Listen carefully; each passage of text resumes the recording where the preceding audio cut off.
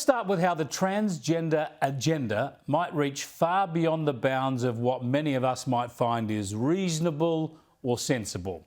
It's about wonderful medical advances when it comes to uterus transplants, a new frontier for medicine where Sydney's Royal Hospital for Women is at the vanguard of global progress. In the first successful operation early this year, a mother's uterus was transplanted to her daughter who'd had an emergency hysterectomy following childbirth. Many other women could be helped. Here's Professor Jason Abbott. You know, we talk very much about women who've had cancer, and that's such an important thing because they may never had the capacity to have a baby. Now, who wouldn't be approving of this and excited about it when you think about the difference it could make to so many women and families? But even before this is helping more than a handful of such women, just listen to the professor float other so-called opportunities. And we've also got interest from other groups, so women who were assigned male at birth. You know, the transgender population, we have an option for these people in the future. Women assigned male at birth and the transgender population. He means men.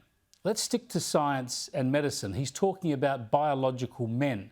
He's talking about transplanting a uterus, a womb, into a man so a man can have a baby. This puts a different perspective on the research, doesn't it? And as many of you might remember, it's another case of life imitating art and Monty Python being decades ahead of reality. I want to have babies.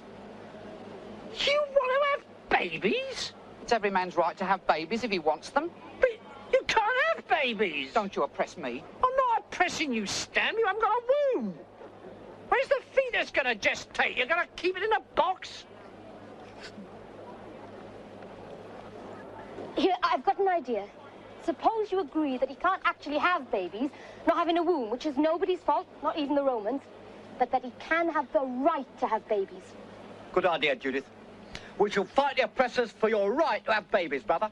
Sister, sorry. What's the point? Well, there's certainly a point now in 2023 because it just might happen. But should it?